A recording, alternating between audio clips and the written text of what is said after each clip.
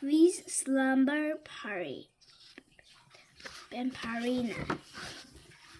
With slumber party. Bamparina.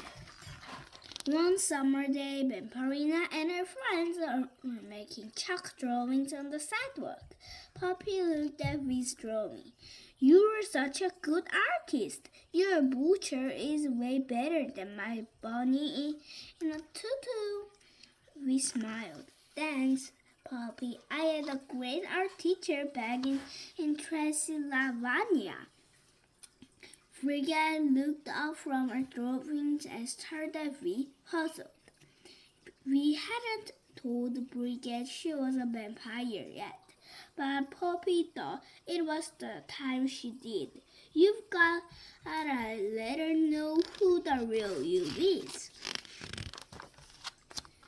Brigette pointed to the roof of Bamparina's house. Oh, V, what are those creepy statues hanging off your roof? Edgar grabbed his smartphone. Creepy? Cool. Where? Those are ghost goyles. I mean gargoyles. Brigette asked V how she could sleep at night with those scary things around. V shrugged. I don't. What I mean is like staying up late. That gave Poppy an idea. We should totally have a sleepover at your house. Bamparina was confused. What would we sleep over? Like a coffin full of spiders? Bridget's shoulders shook. I don't like spiders. Ah! Edgar liked the idea of sleepover, but Poppy shook her head. Sorry, Edgar, it's a girls' only sleepover. That night, we prepared for Poppy and Bridget to come over. His ghost friend Debbie was excited. Is it true? Are we having a sleepover? Can we play dress up and have a pillow party? But we had bad news for Debbie and Gregoria. Well, I having a sleepover, but you were going to stay hidden. She didn't want anything to go wrong. Suddenly, the doorbell shrieked.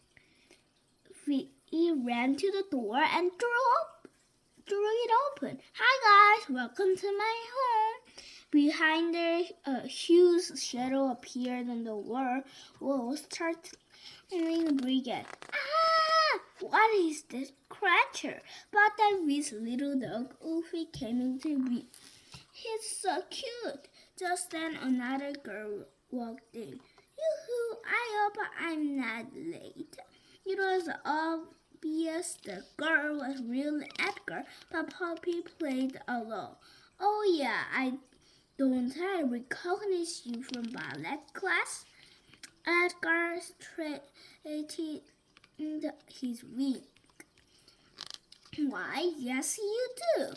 Edgar tried doing a pirate balance, sending his wig flying across the room. Wah! Poppy shook her head. I told you it was an all-girl sleepover. Edgar shrugged. That's okay. I can still work on my web show. Tonight's full moon, so I ain't gonna go look for werewolves. I'm out. His eyes got wide. Tonight is a full moon? We hurried into the kitchen to tell her mom and dad. She wanted her slumber party to be fun. There's nothing funny about Wolfie during a full moon. Boris promised to keep Wolfie locked in his crate. And Oksana suggested we keep her friends in a room with the door closed just to be safe. Once the morning sun hit Wolfie, everything would be fine. We took Poppy and Brigette up to her room to play games, but her guests soon got bored. Brigette had had enough of rounds of goldfish. I can't do it. I've gone fishing till I can't go fishing more. Poppy agreed. Oh, I know. How about a game of hide and seek? Bridget jumped up and headed for the door. Not it, but we had never even heard of hide and seek before. Wait, how do you play? Play. Why are you running away? What's it?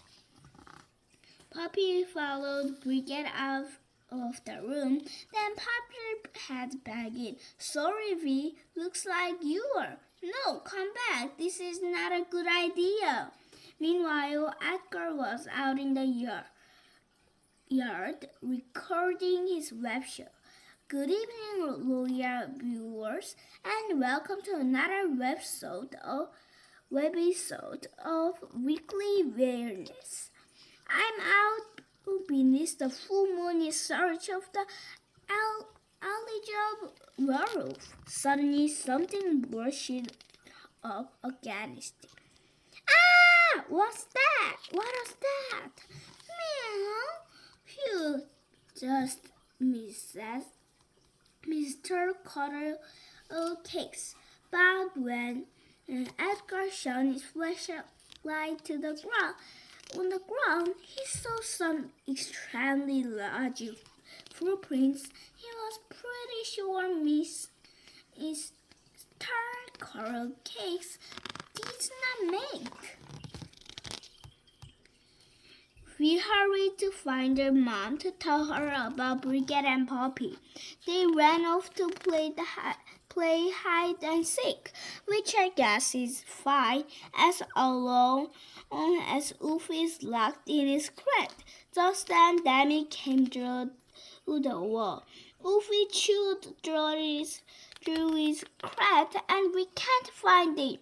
Now we was awfully worried. I have a feeling hide and seek is about to turn into hide and shriek. Vi and her mom split up to search for the girls. It didn't take long for Oksana to find and Bridget hiding in a whole closet. Penelope, the family's carnivorous plant, was in there too. But the only thing Bridget noticed was a spider. Ah! We spotted Bridget running down the hall past her parents' room. Boris had already gone to bed, but this was an emergency. Papa, Wolfie got out! Boris jumped out of his coffin and headed for the door. They had to find Wolfie. Bree was about to follow him when she noticed her dad's sun lamp. I've got an idea. Outside in the yard, Edgar had found more evidence of a werewolf. Clumps of werewolf hair. What? This is a werewolf true? I'd better take a sample. Suddenly, Edgar heard a frightening sound. He slowly turned around to find himself face to face with a huge werewolf. Ah, I'm out! As Bridget ran down to the basement to get away from the spider, Edgar ran up right behind her. Help! It's a huge hideous hairy monster. It ate my smartphone. Hearing a commotion, Poppy peeked out from her hiding place behind the box.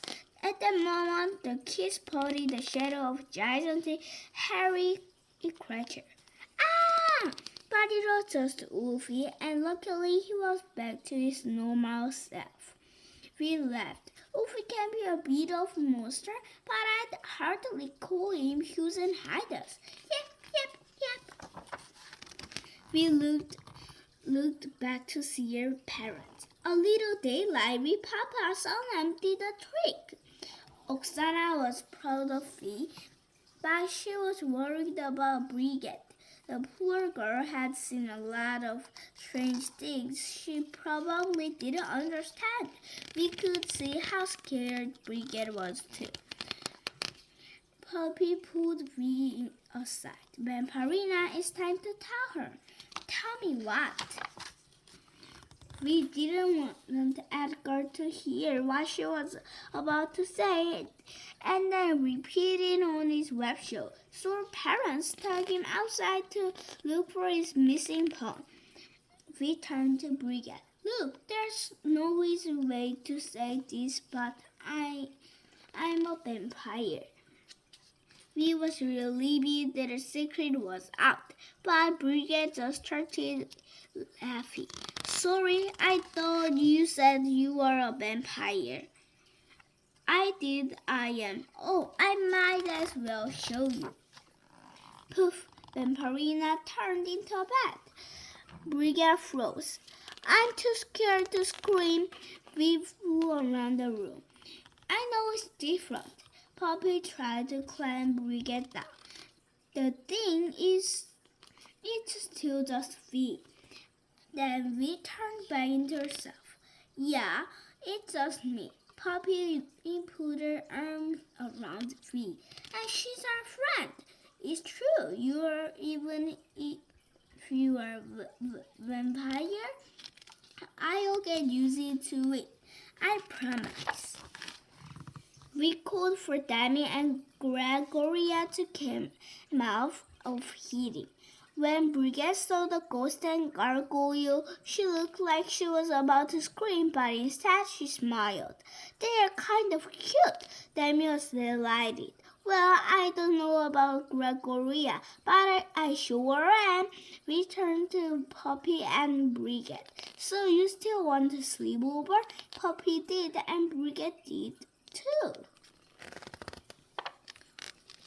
Outside, Boris helped Edgar get his big story for the web show. While Edgar pointed his camera at the moon, Boris tossed the flying disc into the air. Excited, Edgar ran home to post his weekly weirdness exclusive proof that alien spaceships really do exist. As the girls settled down for a night, Poppy congratulated Vi.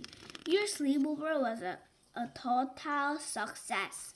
I guess I didn't need to be so worried about Brigette accepting me for who I am. Poppy snuggled down into her sleep bag. Everyone's different in some way, Vampirina. Thanks, Poppy. Soon Poppy and Brigette were fast asleep, but not Vampirina. I still can't get used to this whole sleeping at night thing. Just then, Wolfie bounded in carrying the sun lamp.